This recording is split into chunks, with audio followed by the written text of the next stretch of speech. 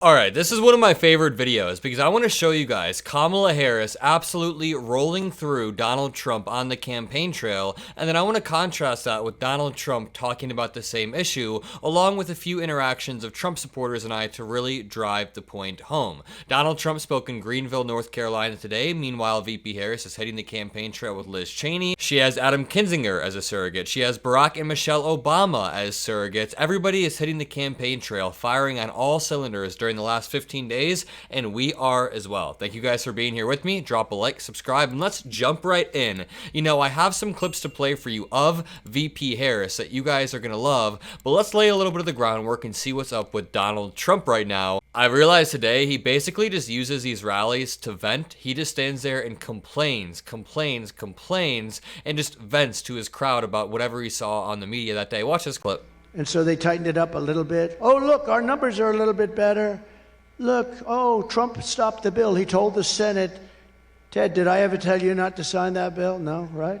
I didn't tell anybody to, but they like that. Trump stopped. I sort of liked it. It gives you such power. You know, you come from Queens, and now I'm calling them, you will not sign that bill, senators. You will not. They have me calling up, you will not sign that bill. Actually, I like that sort of. Maybe I should go along with that story, Ted.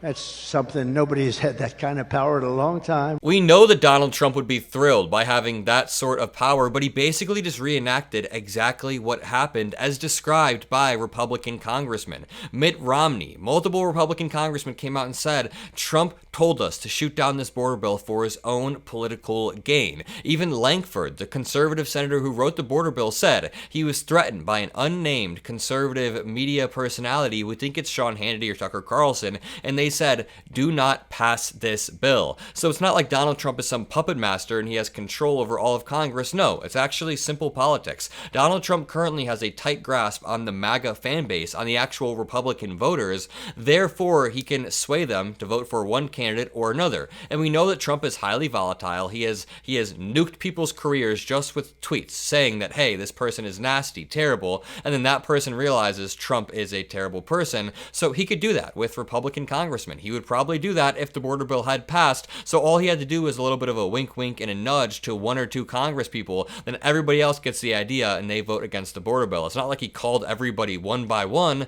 but yeah, he does have a grip on the Republican voters. Let's watch this quick video. I think the border is a very important issue for Donald Trump, and the fact that he would communicate to Republican senators and Congress people that he doesn't want us to solve the border problem because he wants to blame Biden for it is really appalling. I'm extremely disappointed in the very strange maneuvering by many on the right to torpedo a potential border reform bill. If we have a bill that, on net, significantly decreases illegal immigration, and we sabotage that, that is inconsistent with what we told our voters we would do. But it would be a pretty unacceptable dereliction of your duty. I had a popular commentator 4 weeks ago that I talked to that told me flat out, if you try to move a bill that solves the border crisis during this presidential year, I will do whatever I can to destroy you. Boom, right there. And they say it again and again. They were being threatened from all angles, from MAGA commentators to Donald Trump himself. Here's Trump whining more. Again, he just holds these rallies to vent to his fans. Think of it, 60 Minutes, CBS, and they ought to lose their license and they ought to take it off the air. It's the biggest. They ought to take any media off the air that fact checks Donald Trump. Again, media exists within a democracy as a guardrail in the same way that our courts do, in the same way that free and fair elections do, and Donald Trump has tried to. So far, he rode 3 out of 3 of those. Here is Liz Cheney eviscerating Donald Trump. Then we'll get on to VP Harris's rally in a second. So I think that we are facing a choice in this election. It's not about party. It's about right and wrong. And I certainly have many Republicans who will say to me, I can't be public. They do worry about a whole range of things, including violence, but they'll do the right thing. And I would just remind people, if you're at all concerned, you can vote your conscience and not ever have to say a word to anybody. And there will be millions of Republicans who do that on November 5th. This is amazing. Liz Cheney creating that permission structure for a shy conservative voter who may want to vote blue for one reason or another. Maybe they appreciate the Constitution. Maybe they appreciate elections not being undermined. Maybe they're pro-American and they just realize Trump is not. Now, I want to show you this clip of Kamala going off on Trump for his foreign policy. But first, I want to show you me making a very similar point to a Trump supporter a few months back. This is one of my first... Ukraine. I don't think we should be as big of a part of that as we are. Why not? It's kind of their fight, honestly. I don't think it's really our place to be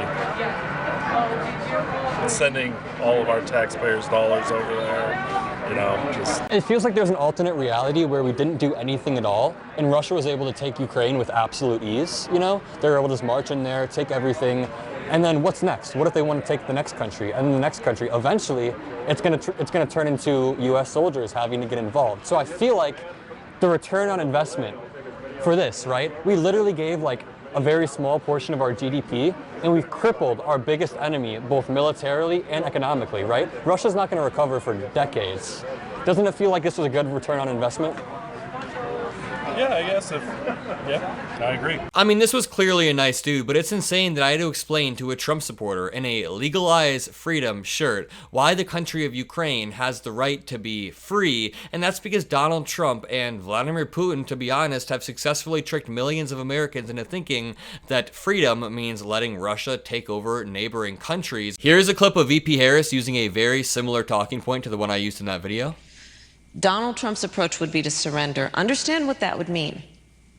That is signaling to the president of Russia he can get away with what he has done. Understand, look at the map. Poland would be next. NATO, our allies, are the reason that they have been so thankful for the position of strength we have taken in bringing the allies together is because they are fully aware of and remember, to the Congresswoman's point, World War II. Remember, this concept of isolation, we were once there as a nation, and then Pearl Harbor happened. Let's remember, recent history. Europe remembers it well. When we got attacked, Pearl Harbor, we jumped in. And it is because America jumped in that we were ultimately able to win that war. And it should be a constant reminder to us, we have to remember history, that isolationism, which is exactly what Donald Trump is pushing, pull out of NATO, abandon our friends, isolationism is not insulation. It is not insulation. It will not insulate us from harm in terms of our national security. So I say that to emphasize a point that the Congresswoman made, and the other point I'd make is also check out where he's been on how he thinks about America's military and service members. One of the great American heroes, a prisoner of war, John McCain. Remember how he talked about John McCain? He said he didn't like him because he got caught. You look, he's called members of our military suckers and losers. Very well said from VP Harris, and the point I want to make is she's speaking to largely conservative people, largely center-right people who are still pro-democracy at an event called Country Over Party in the swing state of Michigan with Liz Cheney, who was a sitting Republican congresswoman, and she's absolutely killing it. She's making the exact arguments that are pro-America and pro-democracy. She's hitting on every single point, and I do want to add on to something she said. If you watch my show, you know I love to make this point, but she mentioned that if Donald Trump gets back into office, he would cede Ukrainian land to Russia, and I want to take it one step further. That would just enable Russia to reinvade a decade later, to relaunch that war. It would be kicking the can down the road to another administration and then saying you won, trying to come out like the winner, because Russia has had a long-standing strategy of starting a war, pausing that war when it serves their interest, reigniting that war down the road. They did that with Crimea. They did that with Georgia. Now in 2022, they re-engaged. If they got this land, they would hold there, they would rearm, and they would reinvade. Donald Trump would just be emboldening people like that. Here's VP Harris speaking further. I would add to that an additional point, which is and don't think it's a sick sense of humor and relegate it to simply being that. You know, I've said many times, I do believe Donald Trump to be an unserious man, but the consequences of him ever being in the White House again are brutally serious. And take it from the people who know him best. His former chief of staff, when he was president, 2 former defense secretaries, his national security advisor, and of course his vice president, who have all in one way or another used the word that he is unfit to be president again and is dangerous. Listen to the report that what his former chairman of the Joint Chiefs of Staff, a general, said about him, that he is fascist to the core. Yep.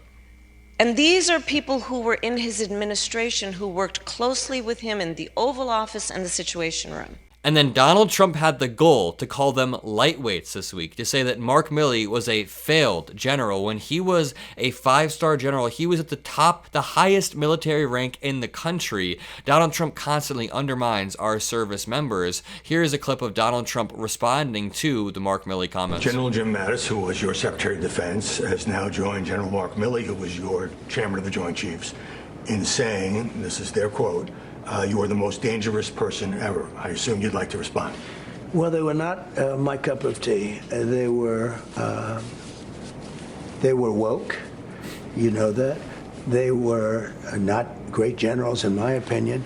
These are just absolute lies. I mean, I hope that this is losing him voters. You know, the stark contrast between Donald Trump is that every time he does an event, he's actively losing voters. Every time VP Harris is doing an event with conservatives, doing a podcast with women. Now, I want to contrast this with VP Harris talking about the exact same issue today. This really shows her grasp on foreign policy. I think this is the first time I've seen VP Harris show her foreign policy chops in this way. My opponent, however, has made it a thing of his to admire dictators and autocrats around the world. He exchanged love letters with Kim Jong-un, remember that? He has openly praised the president of Russia. Most recently, the report is, in the height of COVID. Remember, everyone was scrambling to get their hands on COVID tests? Remember when Americans were dying by the hundreds every day, and Donald Trump secretly sent COVID tests to the president of Russia for his personal use?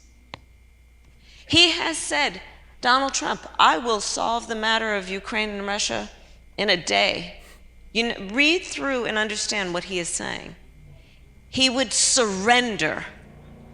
He would have Ukraine surrender its fight against an aggressor, violating its sovereignty. If Donald Trump were president, Vladimir Putin will be sitting in Kyiv and understand what that would mean for America and our standing around the world.